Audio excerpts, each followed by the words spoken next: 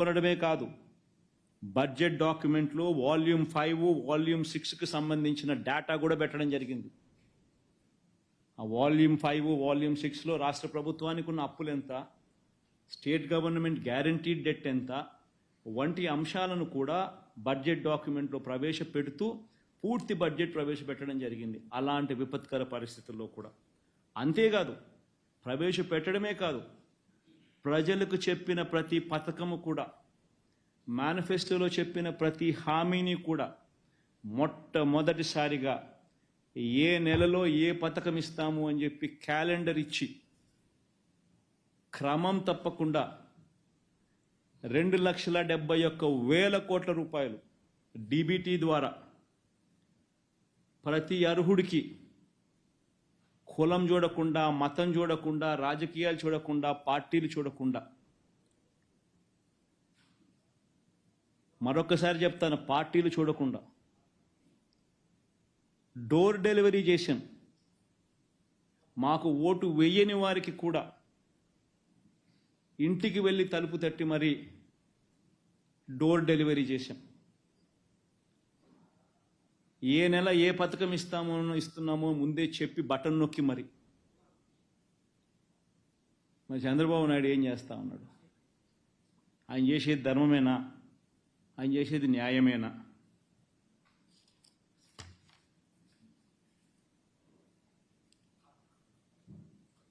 ఈరోజు చంద్రబాబు నాయుడు గారు ముఖ్యమంత్రి అయ్యే టయానికి మా టైంలో అన్న మాకు 100 కోట్ల రూపాయలు మాత్రమే ఉన్న పరిస్థితుల్లో మేము అధికారంలోకి తీసుకున్నాం. 2019 మే 30న మేము అధికారం వచ్చేసరికి అప్పట్లో రాష్ట్ర ఖజానాలో ఉన్నది కేవలం 100 కోట్ల రూపాయలు. మరి ఇప్పుడు ఇవాళ చంద్రబాబు నాయుడు అధికారంలోకి వచ్చేసరికి చంద్రబాబు ప్రమాణ స్వీకారం చేసిన జూన్ 12వ తారీఖు సరిగ్గా 2 రోజుల ముందు కేంద్రం నుంచి రాష్ట్రానికి రావాల్సిన డెవల్యూషన్స్ కూడా వచ్చాయి. 5,655 కోట్ల రూపాయలు డబల్ బోనాజా, 2 డెవల్యూషన్స్ కూడా ఇచ్చినారు. వచ్చి ఆయన ప్రమాణ స్వీకారం చేసే టయానికల్లా రాష్ట్రంలో కనీసం 7-8 వేల కోట్ల రూపాయల డబ్బులు ఉన్నాయి. మాతో 100 కోట్ల రూపాయలతో మేము ప్రమాణ స్వీకారం చేసినాం. మా 100 కోట్ల రూపాయలు ఉన్నప్పుడు మేము చేసినాం. ఆయన అధికారంలోకి వచ్చేసరికి జూన్ 12వ తారీఖు సరిగ్గా 2 రోజులకు ముందు కేంద్రం నుంచి వచ్చిన డెవల్యూషన్స్ కూడా 5,655 కోట్ల రూపాయలు కూడా అప్పటికే ఆయనకు వచ్చి ఉంటాయి. మొత్తంగా 7-8 వేల కోట్ల రూపాయలు అప్పటికే ఆయనకు అందుబాటులో ఉన్న పరిస్థితులు. అయినా కూడా ఆయన డ్రామాలాడుతూ ఓట్ ఆన్ అకౌంట్ బడ్జెట్ మాత్రమే ప్రవేశపెడుతూ, అసలు ఓట్ ఆన్ అకౌంట్ అనేది ఎవడు దేశ చరిత్రలో జరగదు. ఇట్లా రాష్ట్ర చరిత్రలో ఎప్పుడు జరగలేదు, దేశ చరిత్రలో కూడా ఎప్పుడు జరగదు. 12 నెలల కాలానికి బడ్జెట్ అనేది ప్రవేశపెడతారు. 7 నెలల కాలం ఓట్ ఆన్ అకౌంట్ బడ్జెట్ ప్రవేశపెట్టడం అన్నది ఏ దేశంలో, ఏ రాష్ట్రంలో ఎప్పుడు జరగదు, దేశంలో ఎప్పుడు జరగదు. ఒక చంద్రబాబు నాయుడు గారి హయాంలో మాత్రమే ఎన్నికలలో తాను ఇచ్చిన మాటను ఎక్కడ ప్రజలకు తెలిసిపోతుందో, అబద్ధాలు అనేది ఎక్కడ బయటపడుతుందో, ప్రజలు ఎక్కడ రోడ్డు మీదకి వచ్చి గొడవ చేస్తారో, ఆ పథకాలకు సంబంధించిన కేటాయింపులు కనపడకపోతే అనే భయంతో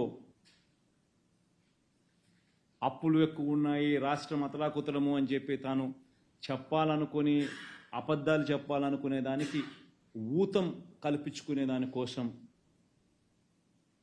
ఓట్ ఆన్ అకౌంట్ బడ్జెట్ను 7 నెలల పాటు నడిపిస్తూ ఉన్నాడు.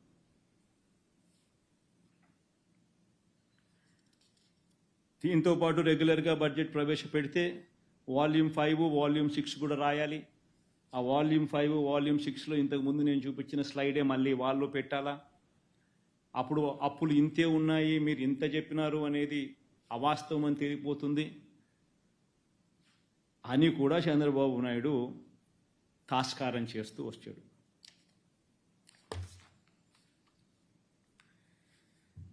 ఇవన్నీ ఆర్థిక విషయాలకు సంబంధించి చంద్రబాబు నాయుడు గారు చేస్తూ ఉన్న వైట్ పేపర్ కాదు, అది తప్పుడు పేపర్లు. ఆ తప్పుడు పేపర్లకు మేము ఫ్యాక్ట్ పేపర్లను మేము ఈరోజు మీ అందరికీ కూడా ఇవ్వడం జరుగుతుంది. అందరికీ వచ్చిన వాళ్ళందరికీ కూడా కాపీ అందరికీ ఇచ్చేసేయండి. కంపేర్ చేయండి, ఎవరు వాస్తవము ఎవరు కాదు అనే చూడండి. ప్రజల దృష్టికి వాస్తవాలు తీసుకొని పోయే ప్రయత్నం చేయండి. ఎందుకంటే ఇది మన బాధ్యత కూడా. ఈ రకంగా గవర్నమెంట్లో ఉన్న వ్యక్తి తాను చెప్పిన మోసాలకు, తాను చెప్పిన అబద్ధాలకు తాను ప్రూవ్ చేసుకునే దానికోసం, తాను జస్టిఫై చేసుకునే దానికోసం, తాను బయటపడేదానికోసం, తన మోసాన్ని ప్రొపగేట్ చేసుకునే దానికోసం లేని అబద్ధాలను, లేని లెక్కలను చూపించడం, ప్రొపగేట్ చేయడం ఇటువంటి విషయాల మీద, ధర్మం అధర్మం మీద ఖచ్చితంగా మీరు ధర్మం వైపు ఉండవలసిందిగా మిమ్మల్ని అందరినీ కూడా కోరుతా ఉన్నాను. ఈ చంద్రబాబు నాయుడు గారు